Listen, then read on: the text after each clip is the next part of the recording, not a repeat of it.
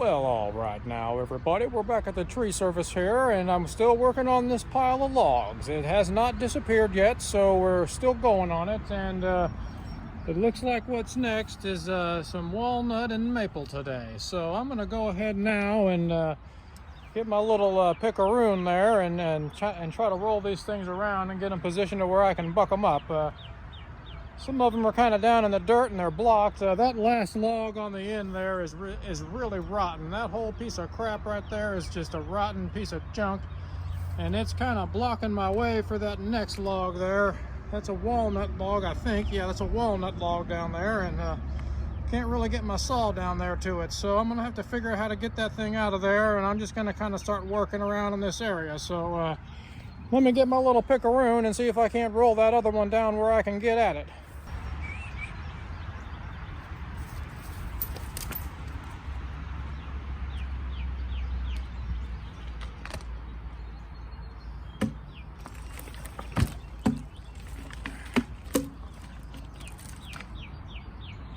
That ought to work about right there, and that'll give me a few logs to work on. Not too bad. Now there's still a lot of wood in here, but it's kind of getting blocked up with some things. It's kind of hard to see, but I mean, some of this stuff is just absolutely massive here on the end. I can't even hardly really split that. I could cut those two branches off of that one there and make some wood out of that. That one's also really large for my 180 and my steel 025. Now that's a really big locust log there, and I could probably cut that one. I don't know if that got struck by lightning or what. It's a broken half there, as you can see. And but when you get back in here, that log is all rotten right there. That's just a big weird piece laying across it there. I could take one round off right here, and the rest of that's just kind of a tough little piece to deal with, a big old crotch right there. So I gotta get this wood out of here and just try to get me a truckload, and there's a few more left.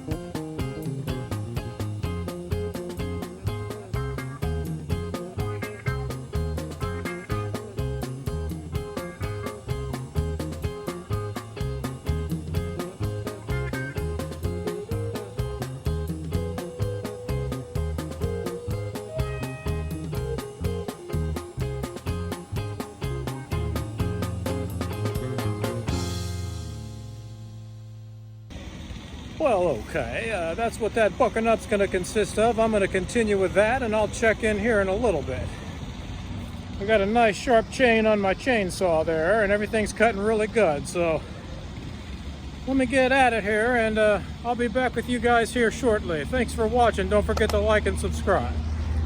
Well, all right now, YouTube, I got those logs bucked up there, and I'm going to go ahead and get them split. It's probably not a full truckload, but I just wanted to give the sawing a little bit of a rest. I'm going to fire up the log splitter now and do a little splitting. So here's the nice little trail of carnage on the ground there. It's just a good little amount to get started splitting on here. Something to keep me busy for a while on the splitter and run that thing.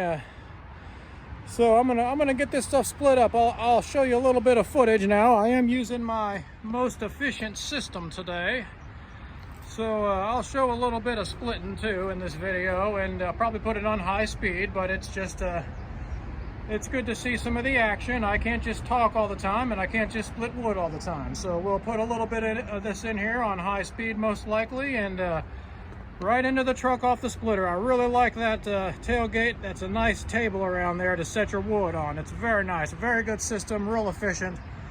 And I swear, I packed that stuff in there so good last time.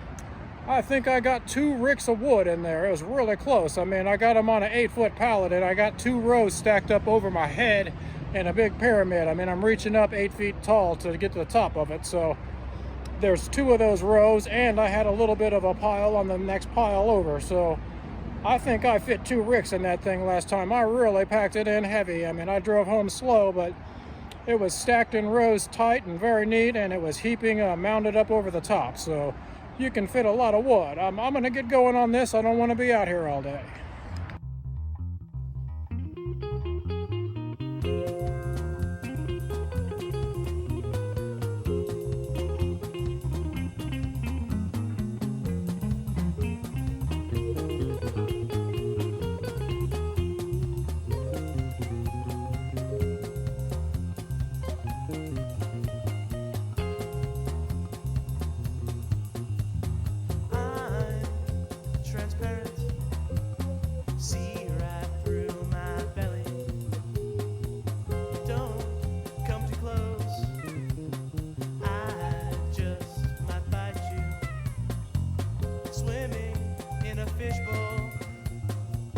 Watch the gills go by you.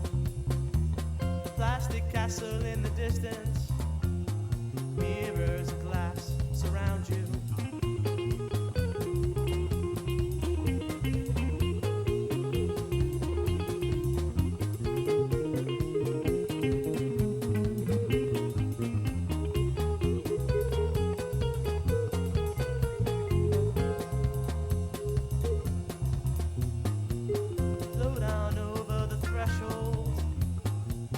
Searching for the monarch, but you will not find him, 'cause you're in a plastic castle.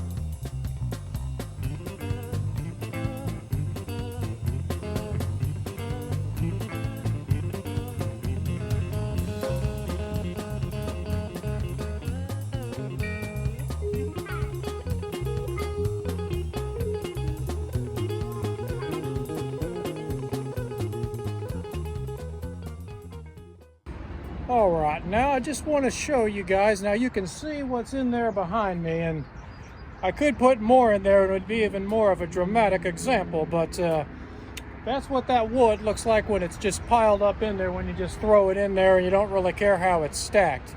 Now when I stack that up into a row, it's not even going to be a full row in the back. It'll be about maybe 3/4 of a row, a little over half. I just think you can fit a lot of wood in a truck when you stack it in there really tight and pack it in and mount it up. I think I fit 2 ricks in there. If I remember, I can try to record the pile, but I'm telling you, it's on an 8-foot pallet, and I'm reaching up to stack it, and there's 2 rows plus a little bit more. So I really got a lot of wood in there last time. I think it's more than 20%, like I said. I think it's almost 2 ricks I got in there. I'm not even playing.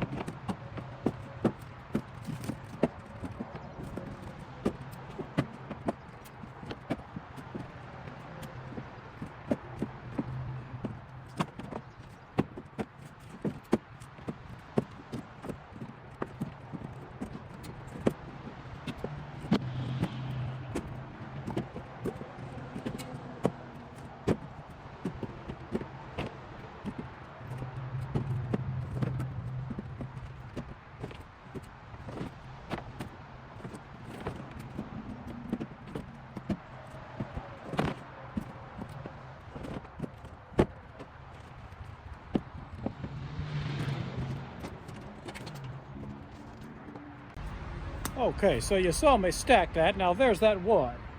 It's almost a full row. I was wrong. It was a little more than a half or 3/4, but you can still fit some more in across the top up there.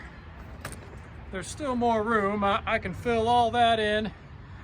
And that's the toughest row. Once you get those back 2 rows started, you can reach right in there and get to the rest. So I like to just organize that back row. It is a little bit far out of reach, so I like to make sure they're in there neat. And then once you're done with that, you're good to go. So I'm just gonna keep going. Now I got the rest of this wood to buck up, and I don't want to be here forever filming, so that's what's going to be going on. I pretty much showed you the action. I'll show you when I'm done, and I appreciate y'all watching. Hopefully you'll learn something about loading a truck with firewood. Log delivery for KentuckyKoozie. We have a log delivery for KentuckyKoozie. Thank you very much.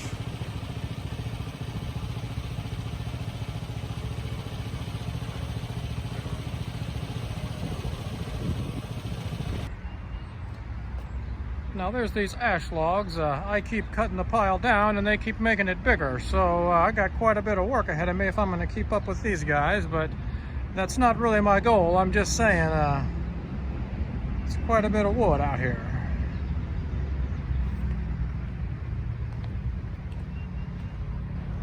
Alright, now good people of YouTube, I got this wood bucked up, got a nice little load. That was some ash that they just brought in, dropping it on the crane. There was several more pieces, larger ones, and that is some dry burning wood. That wood is ready to burn. Now the larger pieces is a little bit more damp, but that limb wood is just really dry and brittle, so that wood could be burned right now. I might stack that wood somewhere where I can get to it just in case I need a rick here this summer.